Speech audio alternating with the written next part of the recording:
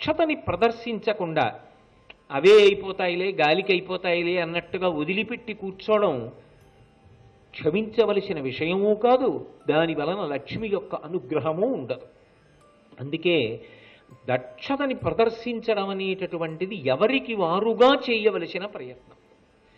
నేను నిజంగా పని చేస్తే ఎంత పని చెయ్యగలను, నేను ఎన్ని నేర్చుకోగలను, ఎన్నింటిని అనుష్ఠానం చెయ్యగలను, ఎన్ని జ్ఞాపకం పెట్టుకోగలను, ఎన్ని విషయాలు పరిశీలించగలను, నాకు భగవంతుడిచ్చిన శక్తి ఎంత గొప్పది, నాకు ఈశ్వరుడు అంత శక్తినిస్తే ఆ శక్తిని నేను వాడుకుంటున్నానా, సద్వినియోగం చేసుకుంటున్నానా?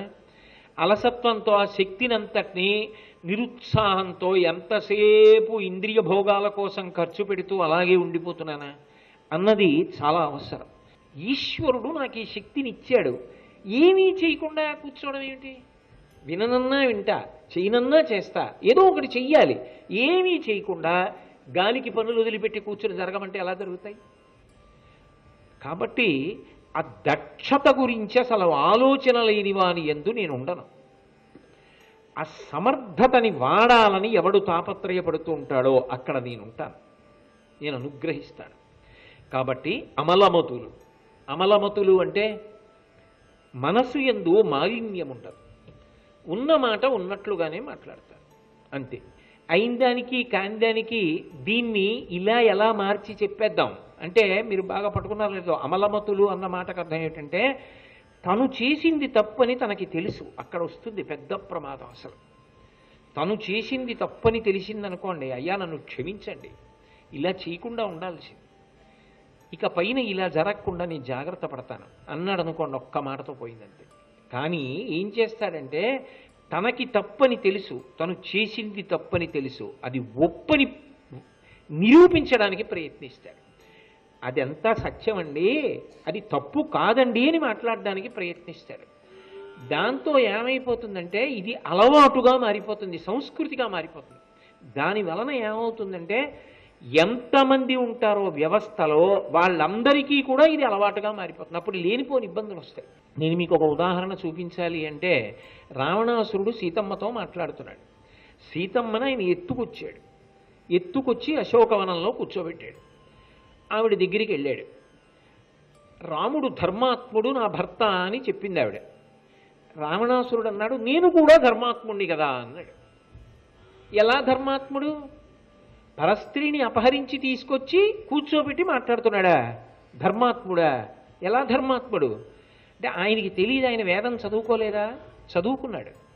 కానీ ఆయన నేను ధర్మాత్ముణ్ణి అని స్వధర్మో రక్షసాంభీరు సర్వధైవన సంశయ గమనం వా పరస్త్రీణాం హరణం సంప్రమథ్యవా. రాక్షసులు ఏం చేస్తారు? తమ కంటికి నచ్చినది ఎత్తుకొస్తారు. నేనేం చేశాను? నా కంటికి కనపడిన నిన్ను ఎత్తుకొచ్చానా లేదా నాకు నచ్చితే? అంటే నేను ఎంత ధర్మాత్ముడిని? నేను రాక్షస ధర్మం పాటించానా లేదా? ఇంతటి ధర్మాత్ముడి నేను. రాముడు ఎంత ధర్మాత్ముడో నేను అంత ధర్మాత్ముడిని. ఎందుకు నన్ను చూసి చిన్నబుచ్చుకుంటావు? బుకాయింపా కాదా? ఆయన చదువుకున్నాడా లేదా? ఆయనకి తెలిసా తెలీదా? తెలిసి తప్పుని ఒప్పని వాదించడం అమలమతులు. మనస్సు కల్మషంతో కూడుకుని తప్పుని తప్పుగా ఒప్పుకోలేక తప్పని ఒప్పుగా వాదించే మనస్తత్వం ఎక్కడుంటుందో అక్కడ ఒకసారి చెల్లుతుంది, రెండుసార్లు చెల్లుతాయి. ఆ తర్వాత మాత్రం ఆయన కీర్తి ప్రతిష్టలను సాధించలేడు. జీవితంలో ఆయన మీద ఆధారపడరు, ఆయనకి గౌరవాన్ని చూపించారు, ఆయన మర్యాదకు పాత్రుడు కాడు. అందుకే అన్నిటికన్నా అత్యంత ప్రధానమైన విషయం ఏది అంటే మనసు నిష్కల్మషంగా ఉండాలి. అందున వయస్సు పెద్దదవుతున్న కొద్దీ మనిషి యొక్క శీల వైభవం అంతా దేని చేత నిర్ణయింపబడుతుంది అంటే మాట చేత నిర్ణయింపబడుతుంది. అయిందానికి కాందానికి అబద్ధాలు ఆడడం, మనసు కల్మషంతో ఉండి మాట్లాడుతూ ఉండడం, తప్పు చేసి ఒప్పని వాదించడం, ఇటువంటివి చేస్తుంటే నిజంగా ఏదైనా పరిస్థితిలో ఆయన అలా ఉన్నది ఉన్నట్టే చెప్పినా అంగీకరించరు, నమ్మరు కూడా. దాని వలన ఏమవుతుందంటే అవతల వారి విశ్వసనీయత నశించిపోతుంది. అలా ఉండకూడదు మనిషి. అప్పుడు లక్ష్మి పోతోందా లేదా? అందుకే నేను ఎక్కడ ఉంటాను ఆవిడ చెప్పిందంటే నిజానికి ఆవిడ చెక్కుతోంది. ఇలా ఉండగలిగితే నేను నీ యందు ఉంటాను. ఇంతకన్నా పర్సనాలిటీ డెవలప్మెంట్ ఏమిటండి? ఒక మనిషి మనిషిగా ఎలా ఉండాలో నేర్పుతోంది. అది కుటుంబంలోనా, దేశంలోనా, రాష్ట్రంలోనా, కార్యాలయంలోనా, ఇంట్లోనా, ఎక్కడ అంటే ఎక్కడైనా ఈ గుణములు ఉండాలి. ఈ గుణములు ఉన్నవాడు ఎక్కడుంటాడో అక్కడ లక్ష్మీదేవి ఉంటుంది.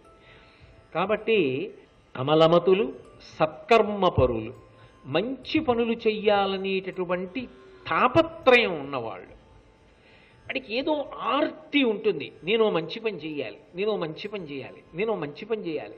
ఆర్తి ఉందనుకోండి, వెతుక్కుంటాడు మంచి పని కోసం.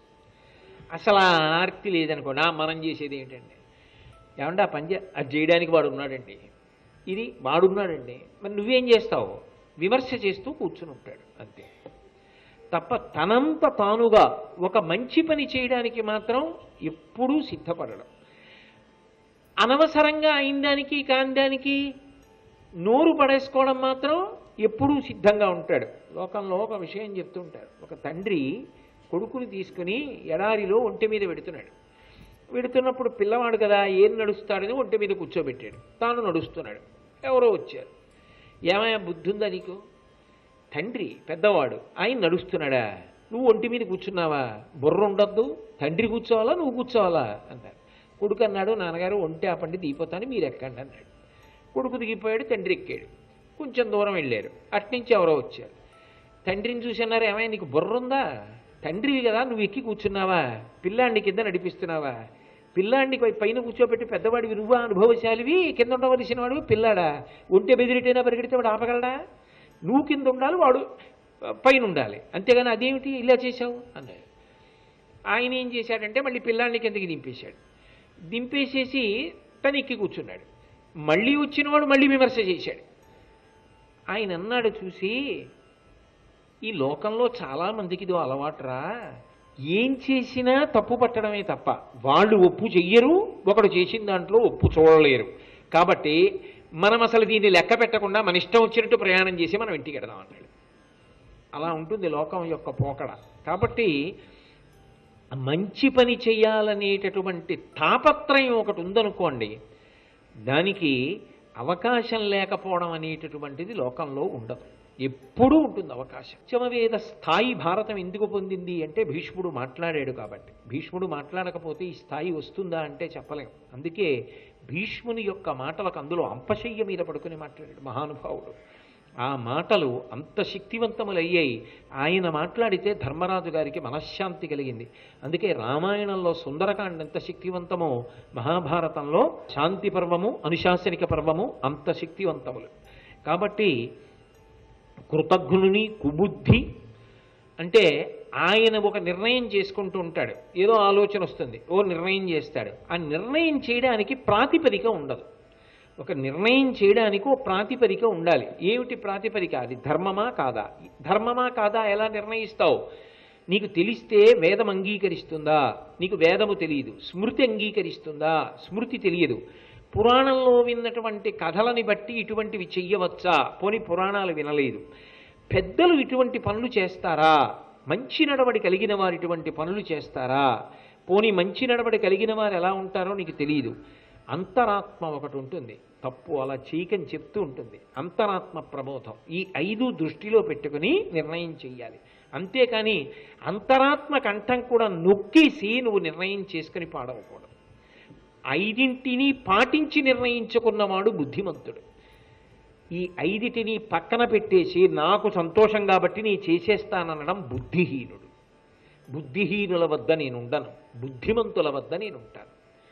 కాబట్టి కుబుద్ధి వర్జింతు ఎంగిలి వర్జించి ఇలువాడి ఘటశుద్ధి కలిగిన కాంతలందు నిల్తు.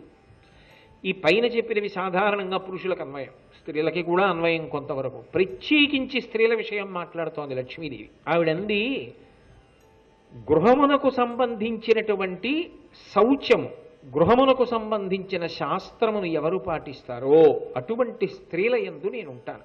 గృహమునకు సంబంధించిన శాస్త్రం అన్న మాటకి ఏమిటి అర్థం అంటే, ఇంటికి బంధువుల్ని పిలవాలంటే పురుషుడికి ధైర్యం ఎక్కడిది? అతిథి పిలవాలంటే ధైర్యం ఎక్కడిది? తన గౌరవం నిలబడాలంటే ధైర్యం ఎక్కడిది? ఆమె నుండే వస్తుంది. తానొక మంచి పని చెయ్యాలి, తానొక మంచి పని చేసేటప్పుడు తనకి వ్యక్తిగతంగా ఉన్న చాలా సమయాన్ని ధారపోసేయాలి. అవి చేయకపోతే ఆయన కూడా ముచ్చట్లాడుకుంటూ కూర్చోవచ్చు ఇంట్లో. కానీ ఆయన పని చేయడం కోసం ఎక్కువ ఇంట్లో కూడా మాట్లాడకుండా చాలా సమయాన్ని వేరొక ప్రయోజనానికి వెచ్చిస్తున్నాడు. ఆయన అలా వెచ్చిస్తున్నా పోన్లే, ఆయనకి అది ఇష్టం, ఆయనను అలా బ్రతకని, ఆయన వెంట నేను ఉంటాననడం తప్ప దీని వలన విసిగెత్తిపోతాను, మీరు ఇది మానేయండి, హాయిగా ఇద్దరం ముచ్చట్లు ఆడుకుంటూ మేడ మీద కూర్చుందామని ఆవిడంటే ఈయన ఏం చేయగలడు?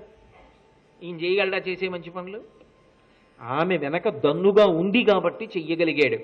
అంటే నిజానికి ఏ ఇంట ఏ పురుషుడు ఏ గొప్ప పని చెయ్యగలిగినా వెనక ఆమె ఉండబట్టే. కాబట్టి ఆమె అలా నిలబడగలిగినదై ఇల్లాలి యొక్క వైభవాన్ని తెలుసుకుని అసలు ఆయన విజయము వెనక నేనున్నాను కాబట్టి నడుస్తోంది అని తెలుసుకున్నదై ఉండగలిగితే అప్పుడు ఆ ఇల్లు శోభాయమానంగా ఉంటుంది. మీరు కొందరిని చూడండి, 5 కొడుకులు ఉంటారు, 5 కోడళ్ళు ఉంటారు, 4 కూతుళ్ళు ఉంటారు, అల్లుళ్ళు ఉంటారు, ఇంతమంది వియ్యాలారు ఉంటారు, ఎవ్వరితో ఒక మాట తేడా కూడా ఉండదు, ఎంతో సంతోషంగా ఉంటారు. దానికి అంతటికీ ప్రధాన కారణం ఎవరో తెలుసా? నిజానికి పురుషుడు కాదు, ఆ ఇంటి ఇల్లాలు.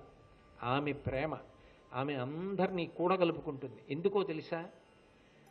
అక్కర్లేని చీకాకులు అవి ఇంట్లో బయలుదేరితే ఆయన అశాంతి పొందితేది ఆయన ఆరోగ్యానికి భంగకరం. నాకు కావలసిందా ఆయన, నా పసుపు కుంకాలు, ఆయన సంతోషంగా ఉండాలి. ఈ చిన్నవి ఏ ఉన్నా ఆమె జీర్ణం చేసేసుకుంటుంది తప్ప బయట కూడా అందం.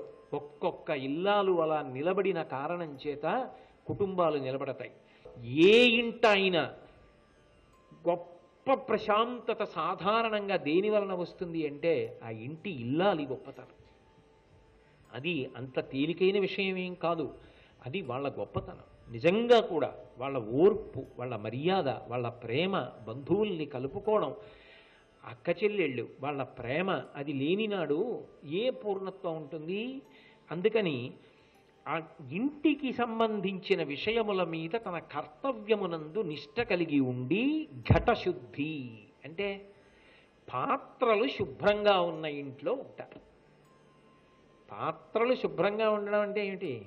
ఇంటిని చూసి ఇల్లాలని చూడండి అని అంటారే, ఎక్కడ చూసినా ఇంగిలి గ్లాసులు, ఎక్కడ చూసినా ఇంగిలి గిన్నెలు, అలా ఉండడానికి అవకాశం ఉండేది ఎక్కడ అంటే ఒక్క పసిపిల్లలు ఉన్న ఇంట్లో మాత్రం క్షమార్హం. ఎందుకంటే పసిపిల్లలు ఉన్నారనుకోండి, ఆ ఇంట ఎక్కువ పాత్రలు వాడవలసి ఉంటుంది. తల్లికి చాలా ముఖ్యమైన పనులు ఉంటాయి ఆ పసిపిల్లలతో, అప్పుడు ఉన్నా అది ఎవరూ తప్పట్టరు. కానీ తగినంత అవకాశం ఉండగా ఇంట్లో పాత్రలన్నీ మకిలి పట్టి ఉండకూడదు. అలా ఉంటే ఇంటికే కదండి అనారోగ్యం. కాబట్టి ఇంటి పాత్రల యొక్క శుద్ధిని బట్టి నేను ఆ ఇంటి ఇల్లాలి వైభవాన్ని గమనించి ఆమె యందు నిలబడతాను అని లక్ష్మీదేవి అంటూ, ఎటువంటి వారి యందు ఉండను వల్లభ ప్రతికూల అయిన దానికి కాంద్యానికి భర్త ఎతి అంటే తాను పెతి అనాలని. అంటే వ్యతిరేకించకూడదా అండి? అంటే నేను మీకు ఒక మాట చెప్తాను, వ్యతిరేకించి తీరవచ్చు, ఏమీ అభ్యంతరం లేదు అందులో. నిజానికి ఒక్కొక్కసారి భర్తకు వచ్చిన ఆలోచన కన్నా భార్యకి మంచి ఆలోచన వస్తే దానికి ఏం అనుభవం ఉండక్కర్లా, పెద్ద చదువుకోక్కర్లేదు కూడా. శభాష్, మంచి మాట చెప్పావే, నువ్వు చెప్పింది బాగుంది, తప్పకుండా నువ్వు చెప్పినట్టు చేద్దాం అని భర్త అంగీకరించగలగాలి. తాను ఒక మాట అందనుకోండి, నువ్వు చెప్పింది తప్పు, ఇలా ఆలోచించు, ఇలా చేస్తే బాగుంటుంది అన్నాడు అనుకోండి, అవును ఆయన చెప్పింది బాగుంది కదా అని ఆమె అంగీకరించగలిగి ఉండాలి. అంతేకాని ఎప్పుడూ ఎవరో ఒకరి మాటే చెల్లాలన్న పెంకితనం పనికిరాదు. అది భర్త విషయంలోనైనా దోషమే, భార్య విషయంలోనైనా దోషమే. 24 గంటలు నా మాట నిలబడాలని భార్య అనుకోకూడదు, నా మాటే నిలబడాలని భర్త అనుకోకూడదు. ఒక అభిప్రాయం అడిగి బాగా చెప్పింది అనుకున్న నాడు మంచి మాట చెప్పావు, ఆచరిద్దాం. చెప్పలేదు అనుకున్న నాడు నింద చేయడం కాదు, ఇది ఇందుకొద్దు, ఇలా ఆలోచన చెయ్యి, ఇలా చేద్దాం. ఆమె అంతకన్నా బాగా ఆలోచన చేసి రేపు నీకు ఇంకొక మంచి ఆలోచన చెప్పచ్చు. అంతే తప్ప ప్రతిదానికి భర్తకి వ్యతిరేకంగా మాట్లాడకుండా ఉండాలి. ఎప్పుడు వస్తుంది ఆ భావన? అంటే సాధారణంగా లోకంలో ఏమిటంటే ఉండకూడని పెద్ద దోషం ఏమిటంటే తనకన్నా పైన ఎవరు ఉంటారో వారు తనకన్నా అసమర్థులన్న భావన కొంతమందిలో ఉంటుంది. మా నాన్నగారికి ఏం తెలియదండి, ఆయన అమాయకుడు ఒక భావన, మా ఆవిడికి ఏం తెలుసు అదో భావన, మా ఆయనకి ఏం తెలుసు అదో భావన. ఇంకా నీ పైన ఉన్నవాడు ఎవరికి ఏమీ తెలియదు, ఎక్కడున్నా నీకే తెలుసా అన్నీ, ఇంకా ఇంకా ఎవరికి ఏమీ తెలియవు నీకే తెలుసా. ఒదగడంలో గొప్పతనం ఉంది కదా. మంచినీళ్ళు ఎందుకు గొప్పవయ్యాయి? ఏ పాత్రలో పోస్తే ఆ పాత్రలోకి ఆ రూపంలో ఇముడుతాయి. నువ్వెక్కడ కూర్చున్నావో ఆ స్థానంలోకి ఇమిడిపోవాలి, అప్పుడే అందం. ఆ ఇమడలేకపోతే ఇబ్బంది. అయిన దానికి ఆయన అన్నీ అంతే, ఆయనకి ఏం తెలీదు, ఆయన అలాగే మాట్లాడతారు అన్న మాట ఇటువైపు నుంచి రాకూడదు, అంటే భార్య వైపు నుంచి రాకూడదు. అయిన దానికి కాని దానికి ప్రతిదానికి భార్యని నింద చేయడం భర్త వైపు నుంచి ఉండకూడదు. కాబట్టి అలా వల్లభ ప్రతికూలురైనటువంటి స్త్రీల యందు నేను ఉండను. నిష్ఠురాత్మలు. నిష్ఠురాలంటే అవతల వారి యందు తప్పు పట్టడానికి నిజంగా వాళ్ళు యోగ్యులేనా, అది వాళ్ళ తప్పు వల్ల జరుగుతోందా ఆ ఇబ్బంది అన్నది ఆలోచించకుండా వాళ్ళ తప్పు ఏముందని తెలిసిండి కూడా వాళ్ళని నింద చేస్తూ ఉండడం, అది అస్సలు అంగీకార యోగ్యము కాదు. నేను ఉండనటువంటి వాళ్ళ దగ్గర అంది లక్ష్మీదేవి. నిష్ఠురాత్మ అంటే ఇది అవతల వారి దోషము కాదు అని తెలిసిండి వారిని నింద చేస్తూ ఉండడం. ఏమిటి ప్రయోజనం దానివల్ల అంటే అలా ఉండకూడదు సుమా. నిజానికి లక్ష్మీదేవి ఉండాలంటే మనం చక్కదిద్దుకుంటే మనమే ఆవిడ తప్పకుండా వస్తుంది సుమా అని భీష్మాచార్యుల వారి యొక్క ఉవాచ. అన్యమందిరగామిని, ఎప్పుడు ఇంటికి తాళం వేసి ఎక్కడికో వెళ్ళిపోవాలి, తన ఇంట్లో తాను ఉందామని అనుకోకపోవడం. అధిక నిద్ర అయిన మానిని, ఎప్పుడూ నిద్రే, ఎప్పుడూ పడుకోవడమే, దొరకదు, నేను వదిలిపెట్టేస్తాను, అలాంటి చోట ఉండను అంది లక్ష్మీదేవి. అన్యమందిరగామిని, ఎప్పుడు ఇంటికి తాళం వేసి ఎక్కడికో వెళ్ళిపోవాలి, తన ఇంట్లో తాను ఉందామని అనుకోకపోవడం. అధిక నిద్ర అయిన మానిని, ఎప్పుడూ నిద్రే, ఎప్పుడూ పడుకోవడమే, దొరకదు, నేను వదిలిపెట్టేస్తాను, అలాంటి చోట ఉండను అంది లక్ష్మీదేవి. అర్జనీ తటాక తరుషండ పుష్పవాటముల నిలుతూ, బాగా తామర పూలు విరిసినటువంటి కోనేరు ఉందనుకోండి, అక్కడ నేను ఉంటాను. పువ్వులు పూసిన చెట్లుంటే అందులో నేనున్నాను అని లక్ష్మీదేవి చెప్పిందయా ధర్మరాజా. కాబట్టి నీకు లక్ష్మీ కటాక్షము కావాలంటే ఆమె ఎలా ఉంటే అనుగ్రహిస్తుందో అలా ఉండడానికి ప్రయత్నం చెయ్యి అని భీష్మాచార్యుల వారు చెప్పారు. చెప్పి వేరొక వృత్తాంతాన్ని చెప్తున్నారు. సిరిధేనువలలోని కరిగిన ఎవ్వతవనియవి అడిగిన అమ్మహాత్మ శ్రీ నేను మీలో వసింపగా వచ్చి తిని అనవుడు చించలమైన నిన్ను ఒల్లముమాలోన ననుపగా అనియే అగ్గోవులు దానిక దేవి వగచి ఏను బాసిన సర్వదానవ కులము కిట్పడియే పొందిన సురల్ ప్రభుతనుందిరి ఏను వచ్చుట కోరి కాదే తపంబులాచరింతురు నన్నిట్టుల అభిభవించుట ఉరవి మీకు అన్న అధ్రువమొల్లమనుట అభిభవమే నీకు బోలినయచటి కరుగు. ఒకసారి లక్ష్మీదేవి ఆవుల దగ్గరికి వెళ్ళింది.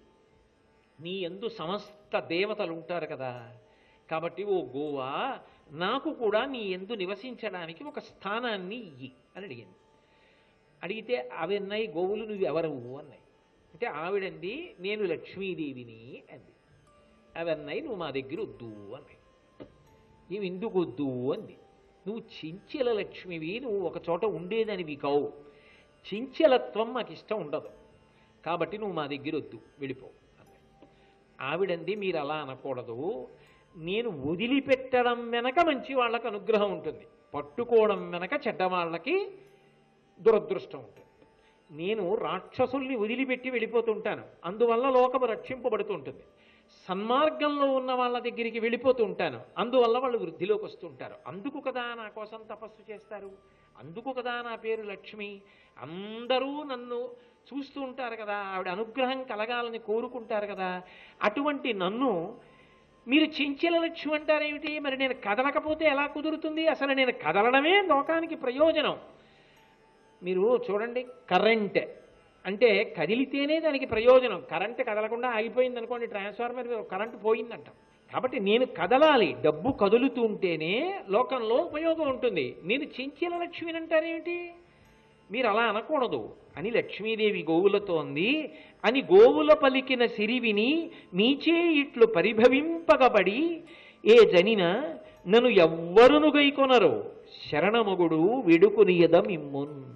గోవులే లోకంలో లక్ష్మీదేవిని అంగీకరించలేదు, చెంచల లక్ష్మి అని పంపించేశాయంటే లోకంలో ఎవ్వరూ నన్ను ఉండమని అడగరు. ఆమె కఠిన హృదయ అంటారు. అందుకని నేను మిమ్మల్ని శరణాగతి చేస్తున్నాను. మీరు ఇంత కీర్తింపబడినటువంటి స్వరూపాలు, సమస్త దేవతలు మీ యందుంటారు కాబట్టి నాకు కూడా మీలో ఒక స్థానం ఇవ్వండి అని అడిగింది. అడిగితే ఆలోచించే ఆవులు ఆలోచించి నిజమే ఆవిడ చెప్పిన దాంట్లో యథార్థం ఉంది కదా, ఆవిడ వదిలి వెళ్ళిపోతే అధర్మం పోతోంది, ఆవిడ వచ్చి చేరితే ధర్మం నిలబడుతోంది. ఆవిడ గురించి తపస్సు చేస్తున్నారు, ఆవిడ కదిలితేనే ప్రయోజనాలు కలుగుతాయి. ఆవిడ కదలకపోతే ప్రయోజనాలేవి ఎలా కలుగుతాయి? కలగవు. కాబట్టి ఆవిడికి స్థానం ఇద్దాం, మంచి స్థానం ఇద్దాం అనుకుని లక్ష్మీదేవితో అన్నాయి, మా మూత్రపురీషంబులు భామ వేదంబులెరుగు పవనములు నీవి మేలి వస్తువుల ప్రియధామము వై యుండుము ఇంపు తలకొన మాకున్. లోకంలో 84 లక్షల జీవరాశులున్నాయని వేదం చెప్తోంది. 83,99,999 ప్రాణుల యొక్క మలమూత్రములు దుర్వాసనా భూయిష్టములు. ఒక్క ఆవు యొక్క మలము మూత్రము మాత్రం సుగంధభరితములు. కాబట్టి వేదములు కీర్తించేయి మా మలమూత్రములను. ఓ లక్ష్మి, నీకు మేము స్థానంగా ఇస్తున్నాం. ఆవు పేడలో, ఆవు మూత్రంలో ఇక పైన నువ్వు నివసించు. అందుకే ఆవు పేడ లక్ష్మీస్థానం, ఆవు మూత్రం లక్ష్మీస్థానం. అందుకే ప్రతి ఇంటి ముందు ఆవు పేడతో అలికి ముగ్గు పెడుతుండేవారు పూర్వం. ఇంటికి ఈశాన్య దిక్కునందు గోమయంబుతో అలికి మంటపం ఏర్పరిచి అని ఉంటుంది. భూమిని శుద్ధి చెయ్యాలి అంటే గోమయంతోనే అలుకుతారు. అలా గోమయంతో అలికితే అప్పుడు ఆ భూమి శుద్ధి అవుతుంది. అంటే గోమయానికి ఆ శక్తి ఉంది. ఆ శక్తి ఎందుకు వచ్చింది అంటే ఆ గోవులు లక్ష్మీదేవి గోమయంలోకి అంటే పేడలోకి ఆ గోమూత్రంలోకి ప్రవేశించడానికి అవకాశాన్ని కల్పించాయి కనుక నువ్వు మా మలమూత్రములలోకి రమ్మని ఆహ్వానించాయి. ఆ తర్వాత ఒకప్పుడు కామధేనువు అంటే ఈ గోసంతానమునకంతటికీ కూడా ఆమె తల్లి.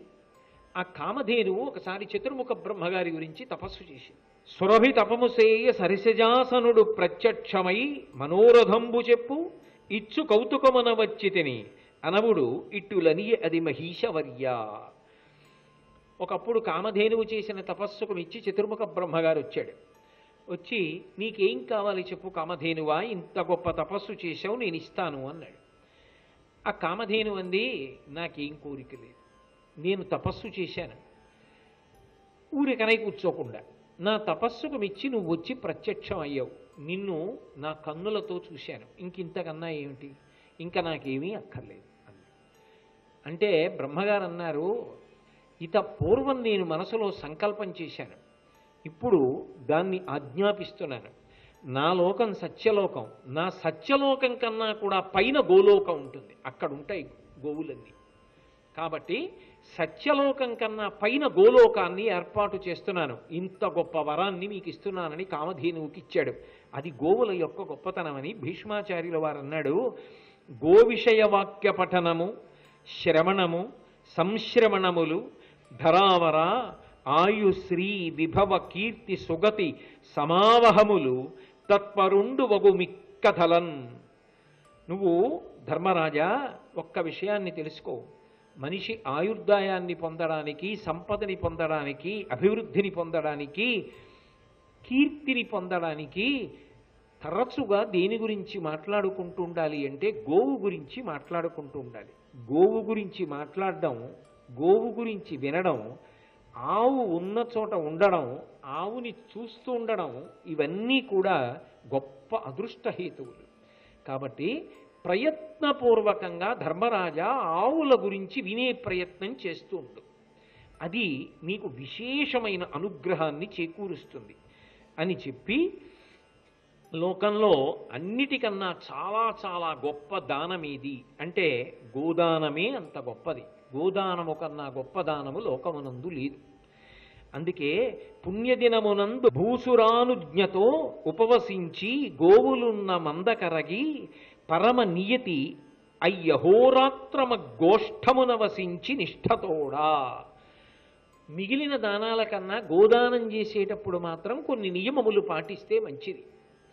ఏం చెయ్యాలి అంటే, నేను గోదానం చేస్తాను అని సంకల్పం చేసుకున్న తర్వాత రేపు గోదానం చేస్తాను అని అనుకుంటే ఇవాళ ఉదయమే ఎక్కడైనా గోశాల ఉంటే ఆ గోశాలకి వెళ్ళి ఆ గోశాలలో భార్యాభర్తలు ఇద్దరు ఉండి చక్కగా గోశాలకి సేవ చేసి ఆ గోశాలలోనే రాత్రి కూడా పడుకుని మరునాడు ఉదయం వాళ్ళు ఏ ఆవుని దూడతో కలిపి దానం చేద్దాం అనుకుంటున్నారో పాత్ర కూడా ఇస్తారు పాలు పితకడానికి, దానితో కలిపి దానం చెయ్యాలి. ఆ దానం చేసే ముందు ఒకరోజు గోశాలలో వాసం చేయడం చాలా చాలా గొప్పది. అందుకు గోశాలలో విశ్రాంతి మందిరం నిర్మిస్తారు, ఒకరోజు ఉండడానికి వీలుగా భవన నిర్మాణం చేస్తారు.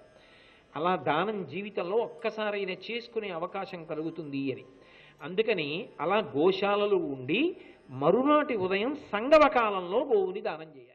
శ్రీ ఉమామహేశ్వర పరబ్రహ్మార్పణమస్తు. స్వస్తి.